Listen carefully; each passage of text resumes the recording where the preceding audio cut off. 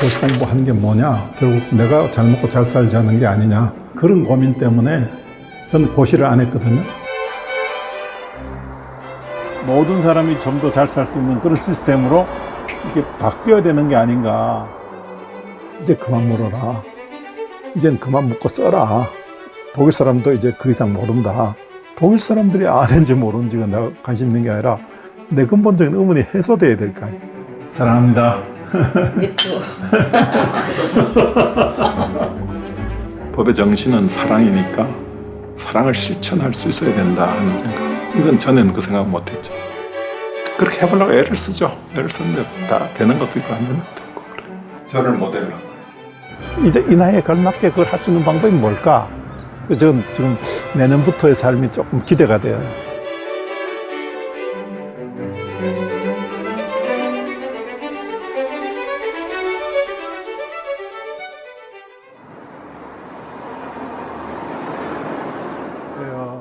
편안하셨죠? 예, 안녕하세요. 안녕하세요.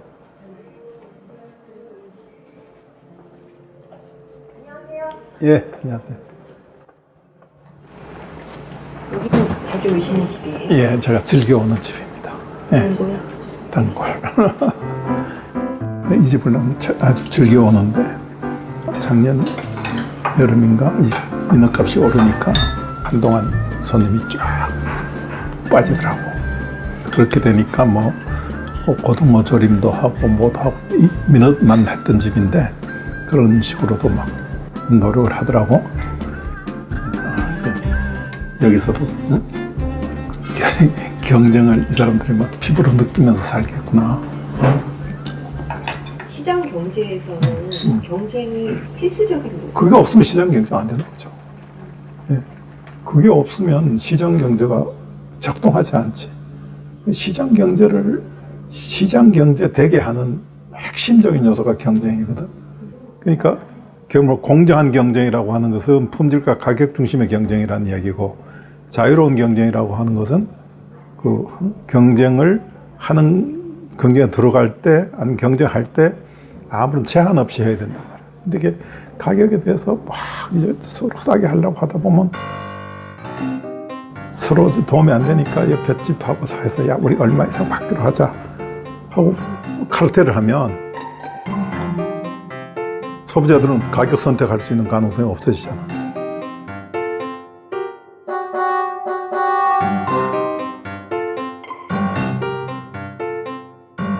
아니면 이 집이 잘 되니까 옆에 집을 막 인수해버리는 거야. 그럼 이 지역에 하나밖에 없어. 그럼 그때부터는 소비자의 선택 가능성이 줄어지는 거예요.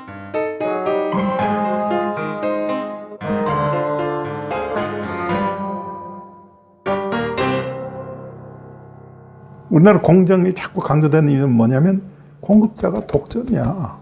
아니면 과점이야. 그러니까 불공정한 걸 자꾸 불평할 수밖에. 그래서 내가 늘 하는 얘기, 불공정한 거 자꾸 이야기하지 말고 불공정한 것의 가장 근본 원인은 이쪽이 독점이에요. 공급자가 독점이어서 그래. 그러니까 독점을 경쟁시켜라 말이에요. 경쟁을. 그래서 미국 같은 경우에 엔타이트러스트라는 게 뭐예요? 기업 분할도 하고 해가지고 독점화되면 분할해가지고 경쟁시키고 그렇게 했던 것들이 이제 그런 자유를 보장해주면 공정의 대부분은 해결되는 거예요. 근데 자유를 보장해주자는 말이 우리나라에서 어떻게 오해되냐면 독점 기업에게 마음대로 하게 해주자 이렇게 오해돼. 비즈니스 프렌들리로 했잖아. 네. 어? 비즈니스 프렌들리가 아니라 마켓 프렌들리가 돼야 된다니까. 기업이 아니라 시장이 작동하게 해야 돼. 기업은 그 안에서 마켓이 잘 작동하면 친경쟁적인 기업은 크고 경쟁력 없는 기업은 소멸돼. 그 당연한 거라고. 이 시장 경제를 기본으로 하고 있는 나라의 정권은 야든 여든 보수든 진보든 시장에 대해서는 손대지 않아야 돼. 시장이 기본이다 하는 헌법이 그렇게 보장했으니까.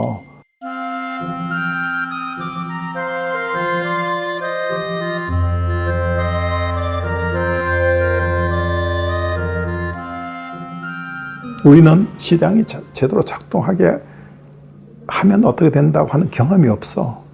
그 시장에 대한 신뢰가 별로 없어. 그러니까 자꾸 성급하게 정부가 개입하려고 그러는 거예요. 사실은 정부 개입은 가능하면 경제 분야에서 안 하는 게 옳거든. 대신 틀만 만들어주는 거예요. 이 틀을 만들어주는 거에 대해서는 엄격하게 하고 그 내용에 들어가서 어떤 프로세스를 해서 어떻게 하는지에 대해서는 가능하면 간섭하지 말고. 자식 키우는 것도 마찬가지예요. 기본 틀은 엄마가 잡아줘야지. 응? 그러나 내용에 대해서 너무 간섭하면 안 돼.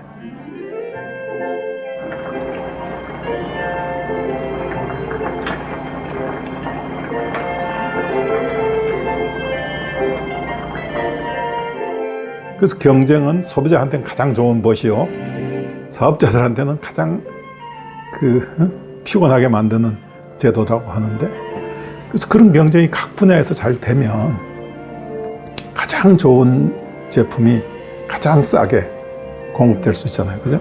그렇게 되면 이제 소비자들이 가장 만족을 누리는 거죠.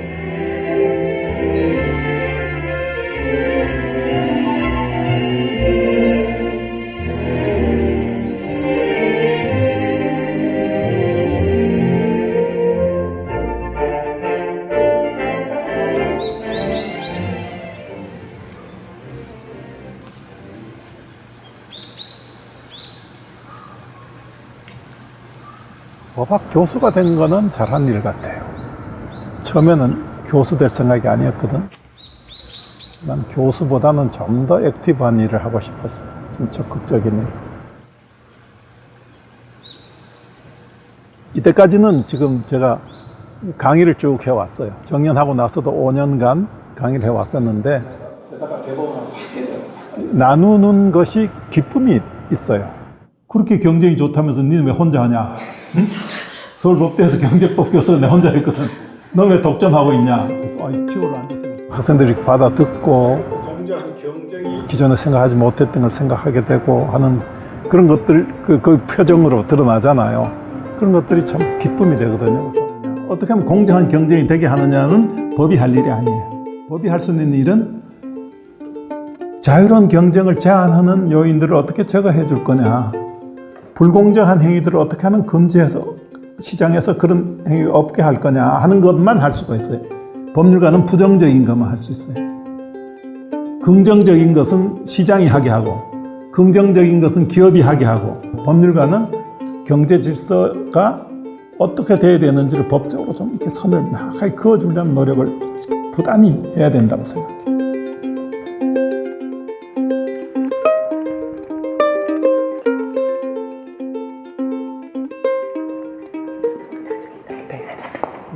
하늘이 무너져도 정의를 세워라. 이게 우리 법대생들의 모토였어요.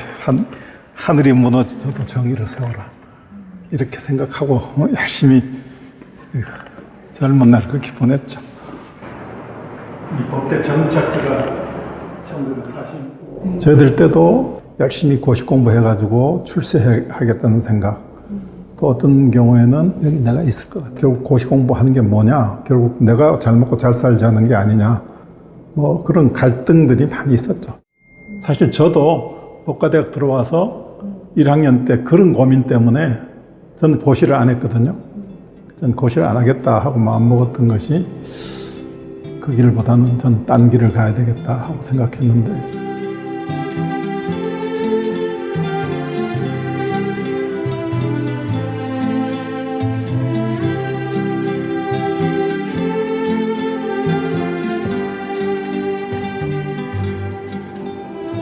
혈서입니다. 우리보다 3년 선배, 서종환 선배가 쓰신 건데, 그러니까 6.8 부정선거 그거 뭐 열심히 하고, 그 다음에 뭐 70년대에는 교련 반대 하다가 71년도에는 유신이 나니까 그 당시에 저희들은 이렇게 생각했어요. 헌법이 법 중의 법이다. 법 중에 가장 최상위의 법이 헌법이라고 생각했는데, 우리가 생각하던 헌법이 하루아침에 확 무너지는 것 같은 느낌. 이 10월 유신의 이념을 반영한 헌법안은 전체 국민의 열렬한 지지 속에 채택되었으며, 박정희 후보가 2357표, 무효가 2표 당선된 것을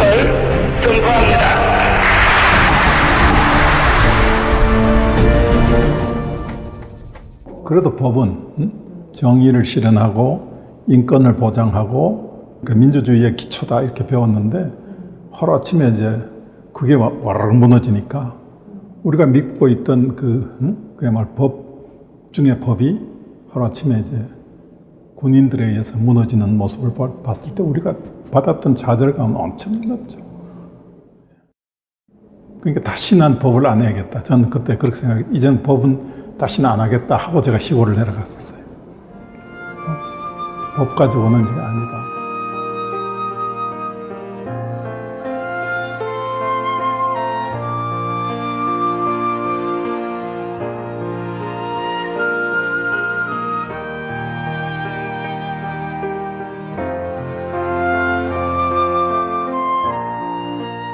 안동에 산 게 15년, 서울에 산 게 55년인데 그럼에도 불구하고 저는 안동 사람이다 이렇게 생각을 하죠.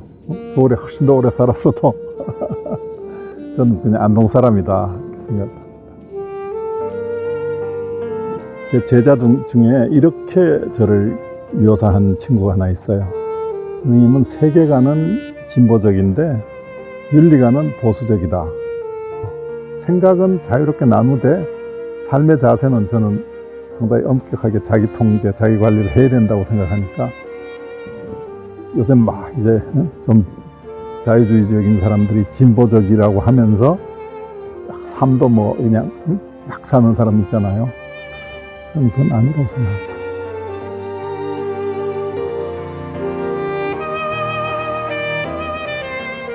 생각합니다. 잘 있었어? 그래요. 애들도 잘 있고요. 내 삶에서 가장 아팠던 부분이라고 하면 제가 4살 때 어머니가 돌아가셨는데 그게 제일 아팠던 부분일 거예요. 안채가 여기 있고 사랑채가 있잖아요. 그 어머니의 그 한없는 사랑. 저는 이 쟁기질까지 해봤거든요.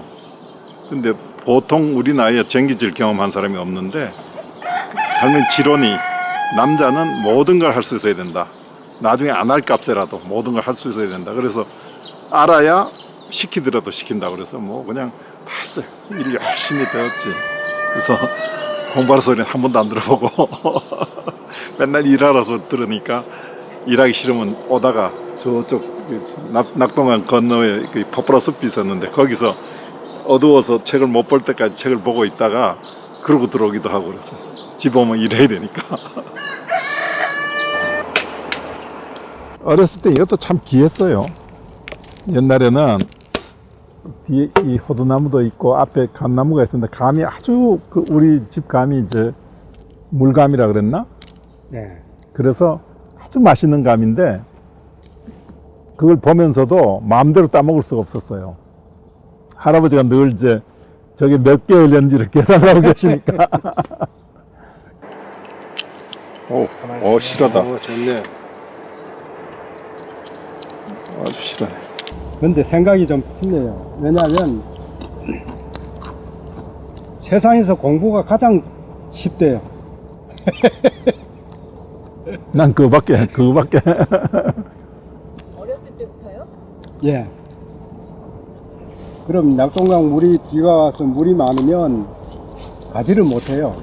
학교, 남선 초등학교까지 가려 그러면 이 개울을 2개씩 건너가야 되는데 개울물이 넘쳐갖고 못 가잖아요. 그러면 형은 책고자기를 이렇게 어깨에 메고 저 산으로 넘어갔어요. 산으로 해서 학교 갔어요. 딴 애들은 물 많으면 좋죠. 학교 안 가. 그랬나?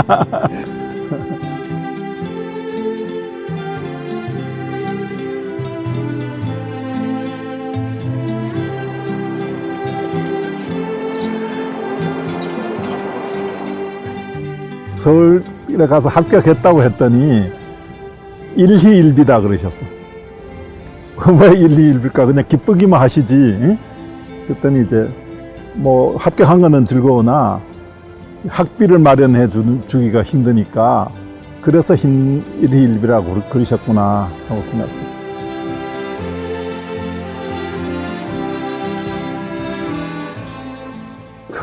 뭐예요?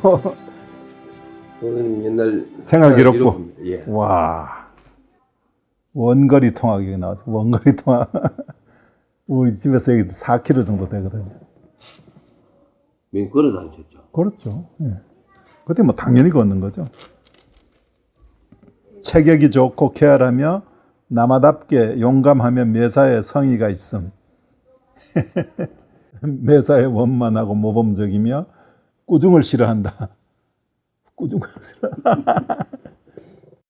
예. 저는 사실은 호적이 1년 늦게 돼 있거든요. 예. 근데 제가 여기 62년 입학이라고 돼 있잖아요. 응? 근데 그보다 1년 전에 학교를 왔어. 예. 할머니가 저를 손을 잡고 왔는데 효적이 1년 늦게 돼 있으니까 넌 집에 가서 엄마 저 1년 더 먹고 오라고 다시 보내가지고 못 들어왔어요. 근데 참 이해를 할 수 없는 게 그러고 나서 집에 가서 제가 알아 누워가지고 몇 달을 알았어요. 저는 아주 좋은 기억으로 있어요. 뭔가 이렇게 산 넘어, 저 산 넘으면 뭐가 있을까 하는 그런 꿈 같은 그런 걸 가지고 살았는데 아파트에서 있으면 꿈이 그런 거 잘 모르잖아요. 저는 아주 참 좋은 기억이에요.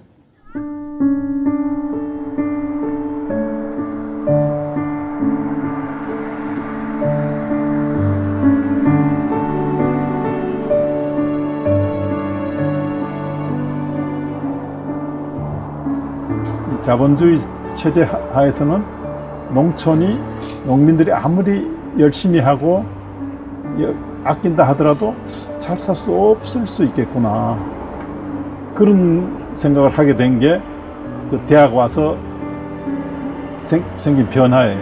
그전에는 이 가난하고 부자고 하는 것은 개인의 노력에 따라서 결정된 줄 알았더니 대학 와서 보니까 개인의 노력만이 아니라 사회 전체 시스템하고 관계가 있구나 하는 것을 알게 되어서 이 시스템을 좀 더 이렇게 바꾸는 쪽, 좀 더 보다 고루 잘 살 수 있는 모든 사람이 좀 더 잘 살 수 있는 그런 시스템으로 이렇게 바뀌어야 되는 게 아닌가 하는 생각을 대학 때는 많이 했죠. 학교 때 저희들이 이제 10월 유신이 나고 학교가 문을 닫고 제가 뭐 방황하고 그러고 있으니까 그러지 말고 내려와라. 그래서 내려갔는데 가서 보니까 서당이더라고요. 서당에서 공부를 하다가 우연히 이제 율곡 선생 책을 접하게 됐는데 거기서 이제 율곡 선생의 만원봉사라는 그런 상소문을 읽었어요. 읽고 나서 제가 깜짝 놀란 게, 야, 이렇게 대단한 학자가 있었구나. 만자로 된 상소문이라 그래서 만원봉사 그러는데 만자가 넘어요. 한 12,000자 정도 된다는데 한문은 또 뜻글자이니까 한자 한자를 정말 씹으면서 읽었는데 그때 그건 감동은 뭐 대단했죠.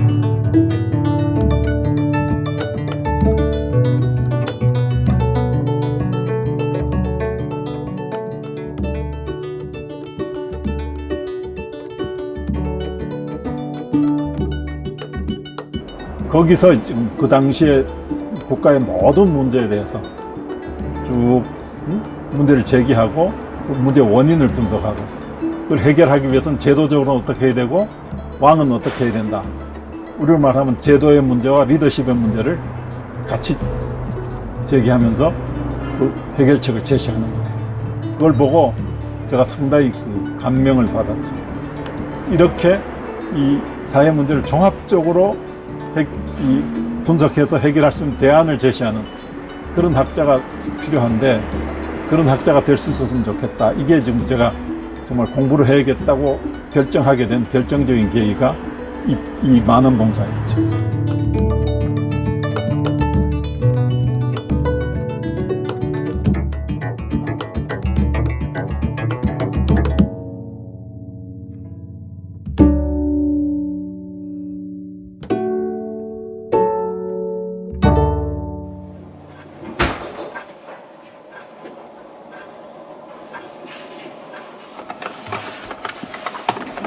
대학원 다닐 때요, 제가 농촌 문제에 관심이 있었거든요.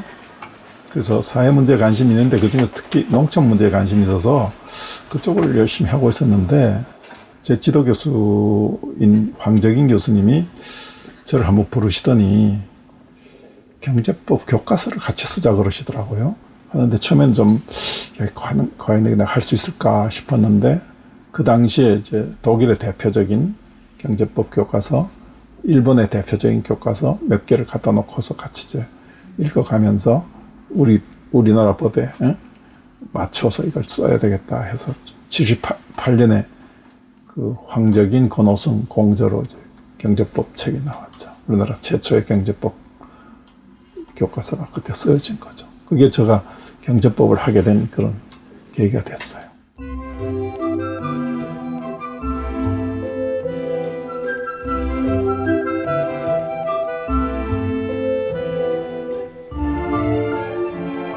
법을 통해서 좀 사회를 변화시키겠다는 그런 말씀을 많이 하셨고, 그래서 항상 뭐 법 강의를 할 때도 그냥 단순하게 법 조문만 이렇게 하는 게 아니고 항상 그런 여러 가지 사회적 의미, 사회학적 의미 같은 거를 부여를 하면서 강의를 하신 기억이 나고요.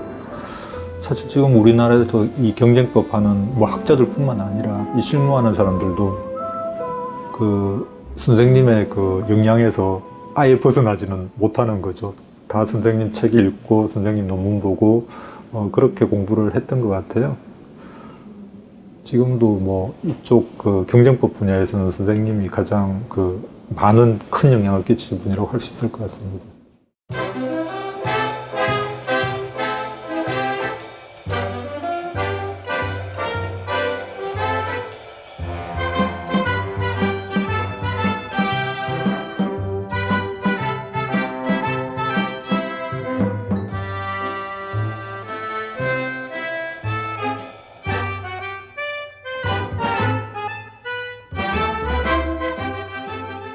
삼분 폭리가 63년에 사카린, 설탕, 밀가루 이 세 가지 그 가루를 수입했잖아요. 원재를 수입해서 엄청난 이익을 남기고 팔아먹었단 말이에요. 삼분 폭리.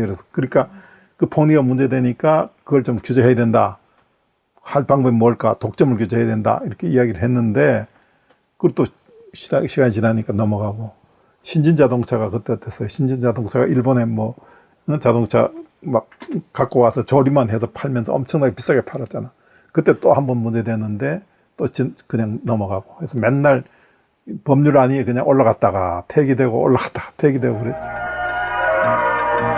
상거래도 질서는 있게 마련이고 교통질서에 못지않게 중요합니다. 이상과 같은 여러 가지 무질서 행위를 막기 위해서 정부는 독점 규제 및 공정거래에 관한 법률, 즉 공정거래법을 제정하고 지난해 4월 1일부터 시행하고 있습니다. 이게 계속 이 정상적인 입법 절차를 통해서 안 됐는데 이게 독점규제법이 전두환 시절에 비상국무회의를 통과한 법이에요. 정상적으로 국회 통과한 법이 아니야. 그래서 이게 난 비상국무회의에서 만든 법 중에 나쁜 법도 많이 있지만은 아주 긍정적인 의미를 갖는 법이 독점규제법이다. 그때 국회를 정상적인 국회에서 이게 통과될 수 있었을지 저는 의문이에요.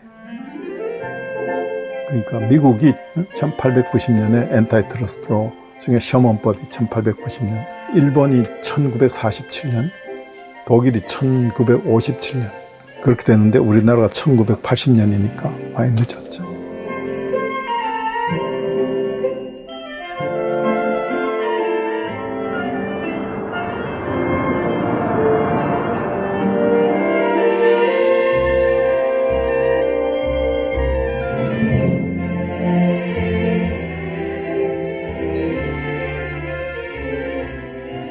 마르크스 경제학 같은 데도 관심이 많으셨을 것 같은데 그 생각이 바꾸는 게 힘드셨지 쉽지 않았죠. 쉽지 않았죠. 저 독일 갈 때도 그냥 기본적으로 그 생각을 갖고 있는 거죠. 그러니까 그 말이 경제에 대해서 규제를 좀 더 많이 해야 된다는 생각을 저는 하고 있는 거예요. 근데 이 양반 만나니까 가능하면 규제를 줄여야 된다는 이야기야. 그리고 시장이 작동하게 해야 되고 시장에서 독점은 막아야 되지만은 그 외에 그것은 가능하면 정부가 관여하지 않아야 된다는 생각이 있으니까 나하고 생각이 다르잖아. 그러니까 이 양반하고 붙어봐야겠다는 생각이 그 안 할 수가 없잖아요. 응? 그 속셈으로 가서 내가 당신한테 할 질문이 많으니까 시간을 좀 주라 그랬더니 언제든지 오라는 거예요.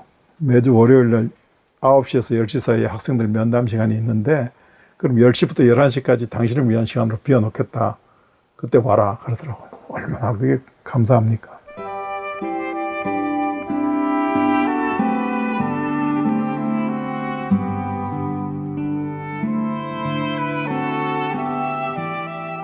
그렇게 시작한 게 한 달, 두 달 해서 1년 가까이 간 거예요. 그러니까 양반이 뭐라고 그러냐면 이제 그만 물어라. 이젠 그만 묻고 써라. 독일 사람도 이제 그 이상 모른다. 그런데 난 내 근본적인 의문이 해결이 안 됐는데 독일 사람들이 아는지 모르는지가 내가 관심 있는 게 아니라 내 근본적인 의문이 해소돼야 될 거 아니에요.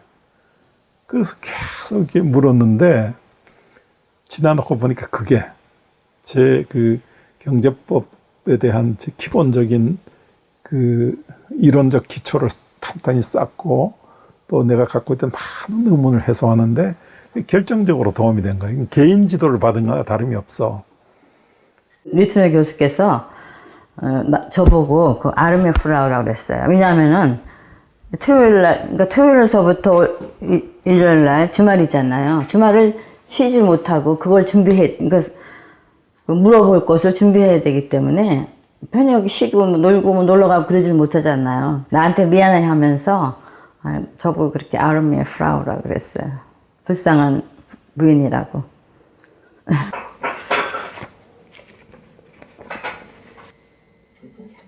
이것도 커피 내리는 것도 얼마 안 됐어요. 이거 내리기 시작한 것도 얼마 안 됐어요. 한 2년? 무슨 2년이야 이 사람아. 여기 와서부터 내가 했지. 무슨 여기 와서부터 했어? 그렇죠. 여기 온 지가 지금 얼마나 됐는데. 여기 와서부터 내가 한 것 같은데. 아니에요. 지금 우리가 결혼한 지 46년 됐거든요. 그래서 내가 계속 이제 여보 그랬잖아요. 이제 좀 지겨워 여보 그러기가 46년을 했으니까. 그래서 내가 이제 제가 이제 형제가 없잖아요. 오빠도 없으니까 이제부터 오빠라 그럴게. 그래서 뭐 시킬 때 오빠 이거 좀 해줘 그러면 잘해줘요.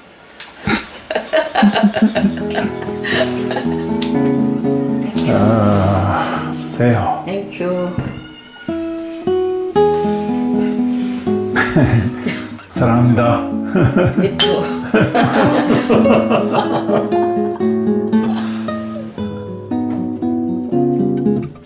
진하다 오늘 조금. 제가 그래서 이 사람한테 조금 안 좋은 얘기도 했는데 대형 로펌 우리나라 최고 로펌에서 고문을 오라고 했는데 안 갔고, 그리고 또 무슨 이사장 이런 거도 안 갔고. 저는 이제 단순하니까 그 집에서 왜 월급 주고 차 주고 기사 주고 근데 왜 안 가냐. 제가 몇 번 그렇게, 그것도 제가 얘기를 하면은 당연히 가 그럴 거니까 얘기를 안 해요. 그런 데서 콜을 하면은 얘기를 안 하고 자기가 다 결정하고 나서 내가 나중에 알아요. 그러니까 내가 어떻게 해볼 수가 없죠. 공정위는 좀 몇 사람 안 되는 사람들이 정말로 힘을 다해서 하는데 이 대형 로펌에서는 뭐 돈도 엄청나게 투입하고 전문가들 쫙 모아가지고 하다 보면 구체적으로 이게 정말 힘의 균형이 깨어지는구나 이런 느낌을 받을 때가 제가 여러 번 있었거든요. 근데 나마저 저기 가면 이 공정위 직원들이 얼마나 사기가 꺾일까. 두 번째는 아까 얘기한 대로 다 내 제자들인데 다 저를 좋아하고 존경하고 하는데 내가 어느 범에 속하면 그때부터 애들은 조금 저 선생님 생각하면 옛날처럼 그냥 아무 생각 없이 좋아할 수가 없이 우리 경쟁사에 고문을 하시는구나 하고 생각되면 또 제자들도 조금 상처받을 사람도 있겠구나.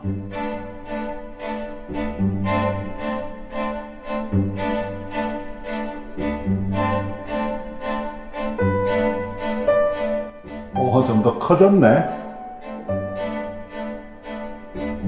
예, 여기가 이제 그 심판정인데요. 공정거래위원회가 준사법기관이라 그러는데 그 말은 일반적으로는 공정거래위원회를 경제검찰이라고 이야기하는데 경제검찰 역할만 하는 것이 아니라 이 심판까지를 하는, 그러니까 검찰 역할과 법원 역할을 같이 하는 그런 특수한 기관입니다.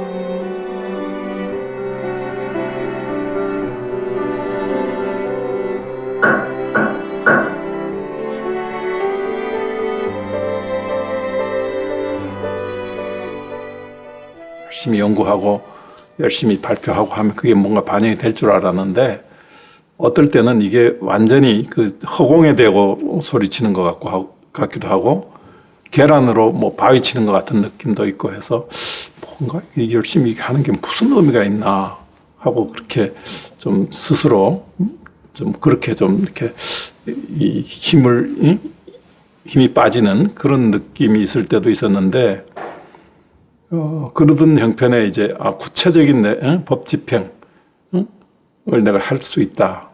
정말 절호의 기회다. 이런 생각을 했죠. 권오승 공정거래위원장이 삼성그룹을 겨냥해 권오승 공정거래위원장이 국내 자동차 업계가 권오승 공정거래위원장이 제약업계 불공정 관행을 권오승 공정거래위원장의 지시에 따른 것으로 전해졌습니다. 우리 공정거래위원회 그러면 불공정 거래 규제하거나 아니면 재벌 규제하는 기구다. 이렇게 알려져 있었거든요. 그런데 저는 그것이 중요하지 않은 게 아니라 그보다 더 중요한 게 있다. 핵심은 시장이 제대로 작동하게 하는 거다. 그래서 독과점이나 카르텔이나 이런 것처럼 이 경쟁을 제한하는 행위를 빨리 규제해야 된다 하고 그걸 강조했죠. 권오승 공정거래위원장이 국내 자동차 업계가 시장 지배적 사업자 지위를 이용해 이와 같이 국내 판매 가격을 지나치게 높게 책정했는지 여부를 예의주시하고 있다고 밝혔습니다. 그래서 저희들이 좀 면밀히 보고 있습니다. 우리나라 이 자동차 가격이 좀 독과점적 지위를 남용하는 게 아닌가.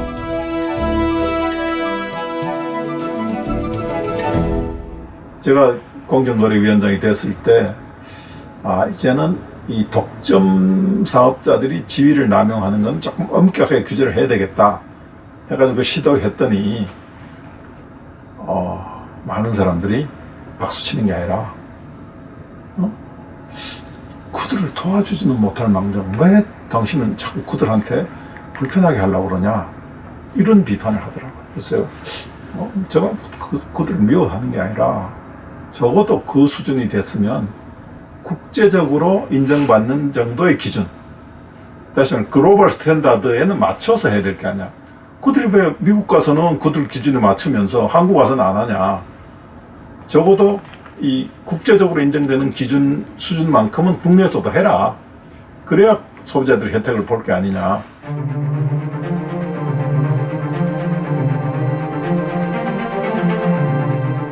공정거래위원회가 재벌그룹이 계열 손해보험사에 화재보험 등 기업보험을 몰아주는 행태에 대해 예비조사에 착수했습니다. 삼성과 한화, 동부그룹 등은 계열사 기업보험의 대부분을 수의계약 방식으로 그룹 내 손해보험사에 몰아준 것으로 지난해 국정감사에서 드러났습니다.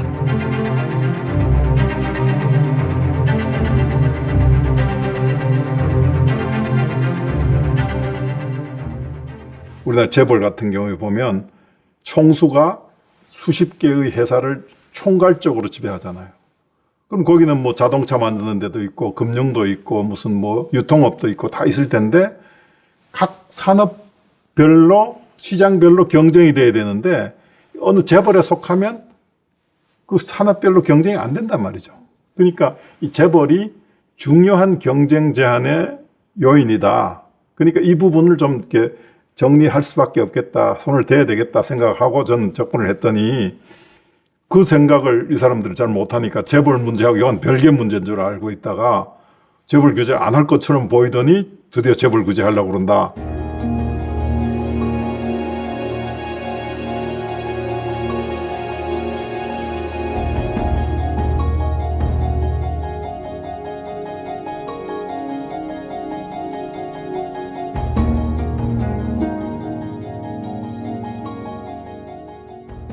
우리 경제가 지금 활력을 찾고 있지 못한 이유가 뭐냐 하면 여러 가지 이유가 있겠지만은 끊임없이 새로운 것을 추구하려고 하는 노력이 각 분야에서 끊임없이 작동하고 있지 않기 때문에 너무나 큰 기업, 대기업 중심으로 뭔가 짜여져 있어가지고 그런 노력들이 적절한 보상을 못 받거나 그런 노력들에 대한 적절한 평가가 안 되고 있거나 하는 것이 저는 한국 경제에 있어서 장기적으로 보면 경제 체질을 바꾸려면 이게 끊임없이 추구하고 끊임없이 새로운 것 발견하고 하려고 하는 노력들이 끊임없이 존중되고 그들이 또 그 노력을 통해서 성공을 하고 하는 것들이 계속 살아나는 그런 분위기가 만들어져야 된다고 생각하거든요.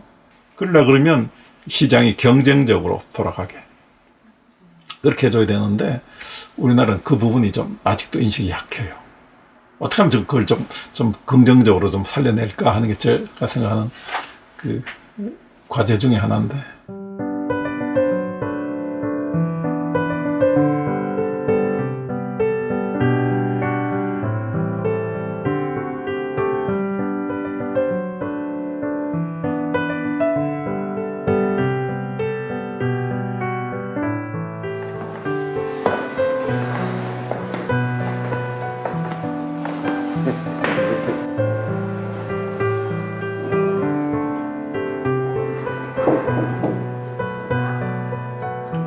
웃음이라는 주제를 가지고 쓴다? 안녕하세요. 웃음. 이게 무슨 석사 논문 주제가 되나? 네, 그래, 뭐냐 말도 했어요, 그렇게. 근데 그렇게 가더니, 나중에 또 만화 그린다고 하더니, 교수가 되고 하는 거 보면, 아, 이게 매일 이렇게 뿌려주는 건 매일 줘도 좋고, 한 주에 푹 담궈줘도 좋고. 베스트 프렌드라고 생각해요. 그쵸.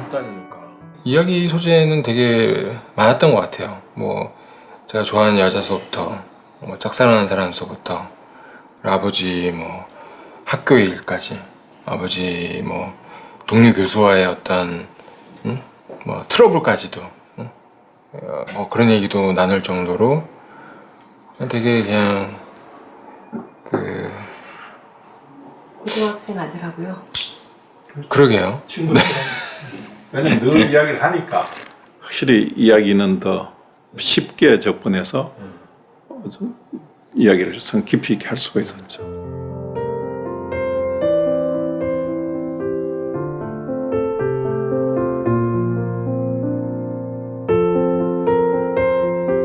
아버지가 우는 거를 그때 처음 들었어요. 무서워서 들어가진 못했는데 뭐 형이 좀 방황하던 시절, 그리고 아버지는 형을 잡지를 못했어요. 어떻게 잡을 수가 없었어요. 제 목표가 그런 아주 높은 데 있었기 때문에 뭐 자기 반에서 1등 해도 한 번도 칭찬 안 해줬거든. 막 전교에서 1등 해도 될까 말까 하는데 무슨 반에서 1등 하는 거 가지고 이렇게 생각했다고 제가. 그러니까 반에서 1등 하더라도 칭찬을 해줘야 되는데 애들은 칭찬 받고 싶어 하는데 칭찬 안 해주고 맨날 야단만 치니까 그게 오히려 이 부작용을 일으킨 거예요.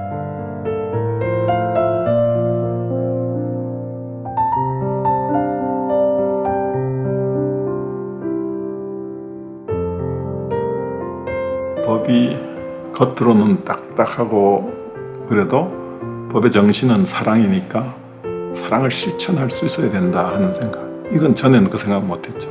법은 법대로 엄한 건 엄한 대로 이렇게 해야 된다는 생각만 했지 법의 궁극적 목표가 사랑의 실천이다, 이웃사랑의 실천이라고 생각을 못했는데 그게 그렇게 바뀌면서부터 그렇게 해보려고 애를 쓰죠. 애를 쓰는데 다 되는 것도 있고 안 되는 것도 있고 그래요.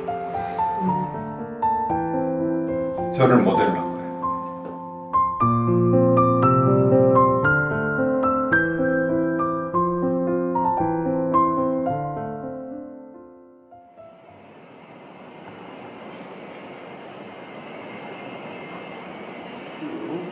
That market functions are better realized. For all of us here today, this conference also provides a reminder platform, AI and ICT industry. Although these two economic characteristics 이게 자본주의가 정상적으로 발전한 나라의 경험보다는 한국처럼 한국은 정부 주도로 경제 운영하다가 그게 어느 단계에 가서 이걸 시장 경제로 이게 민간 중심으로 이렇게 체제를 바꾸는 과정에서 우리가 반독점법을 도입했으니까 우리의 경험이 오히려 니들한테 더 절실할 거다. 그리고 문화도 미국 문화나 유럽 문화보다는 아시아 문화가 또 공통성이 더 많지 않느냐 하고 이야기를 했더니 거기 왔던 모든 사람들이 미국에서 온 사람, 유럽에서 온 사람들도 중국 사람뿐만 아니라 모든 사람들이 제 말이 옳다는 거예요. 그러고 나서부터 이제 자기네들이 법률안을 만드는 과정에서도 그렇고 법률안 토론할 때도 저를 부르고 가서 제가 코멘트도 하고 그렇게 해서 몇 조항은 없던 조항도 넣고 뭐 조항도 바꾸기도 하고 뭐 그랬죠.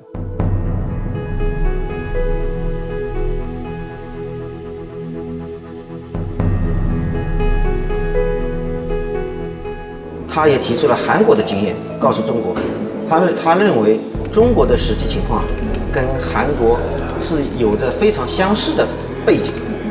他认为中国的反垄断法的实施可能也要经历一个过程。2013年，我们中国称为反垄断元年就是这一年取得了很大的成绩。我觉得全教授在我的印象中，我觉得他的很多的观点是非常有价值。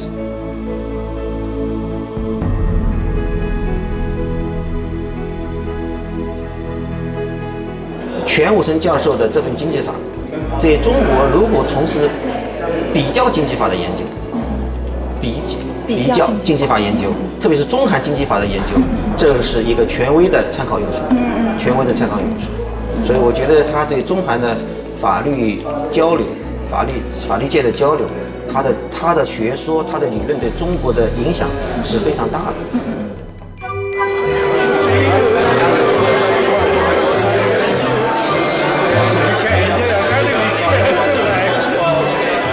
Professor Wang Xiaowei organized just international conference. My more Chinese colleague here. In Georgia? Yeah, in Georgia.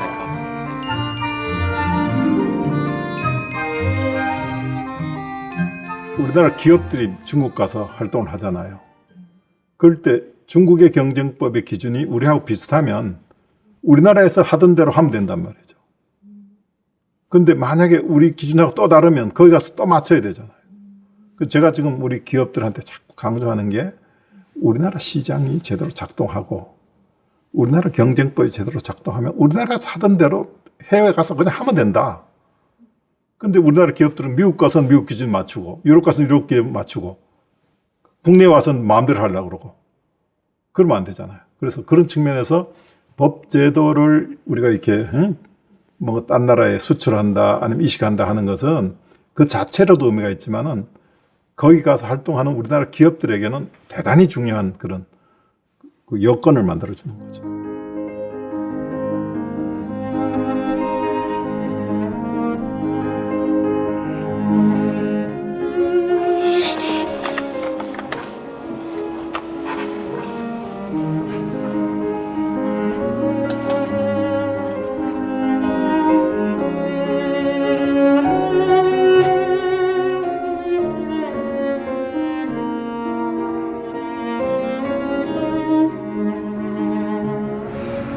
제 꿈이 여전히 아직도 꿈이 이제 우리나라가 선진국으로 확실하게 진입하는 거, 그러는 과정에서 남북 통일이 됐으면 좋겠다는 거, 아시아가 하나의 공동체를 유럽처럼 이루어갔으면 좋겠고, 그 과정에서 한국이 주도적인 역할을 했으면 좋겠다. 이 세 가지 꿈을 제가 갖고 있는데, 이 세 가지가 모두 제 전공하고 무관하지 않아요. 아메리칸 스탠다든지 에이시안 스탠다든지 유로피안 스탠다드 그 중에서 고를 수가 있어야 되는데 왜 지금은 뭐 미국 아니면 유럽이냐 말이죠. 그 단계는 지나야 되지 않느냐. 무지개가 아름다운 것이 무지개가 다양한 색깔을 각각 가지고 있으면서 서로 조화를 이루니까 아름다운 것인데 지금은 두 가지 색깔밖에 없잖아요. 딴 데는 희미하거나 아니면 아시아가 무슨 미국을 쫓아가야 된다, 유럽 쫓아가야 된다. 그건 아니거든요. 가되 우리 색깔을 드러내야 되잖아요. 그렇게 할 수 있는데 내가 기여할 수 있었으면 좋겠다 하는 생각을 하는데 이제 나이도 들어서 이 나이에 걸맞게 해야 되잖아요. 이제 이 나이에 걸맞게 그걸 할 수 있는 방법이 뭘까? 저는 지금 내년부터의 삶이 조금 기대가 돼요.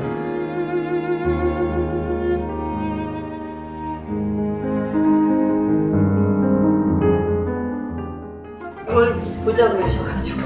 야, 이걸 다 보관하고 있었어? 여기도 봐. 오승희 있었잖아, 오승희. 뭘 그렇게. 이 완전히 사기 기질이 있어. 사랑하는 강의 무척이나 오랜만에 불러보는 것 같구려. 어젯밤에도 강의를 보았는 것 같구려. 꿈. 그러나 강의, 나도 여사인 무척이나 달라지겠다고 노력하고 있어. 그리고 부지런히 공부하겠어. 만나지 않아도 항상 같이 있는 거나 다름이 없구려. 모든 일을 재고해보는 습관이 길러져야 할 것 같소.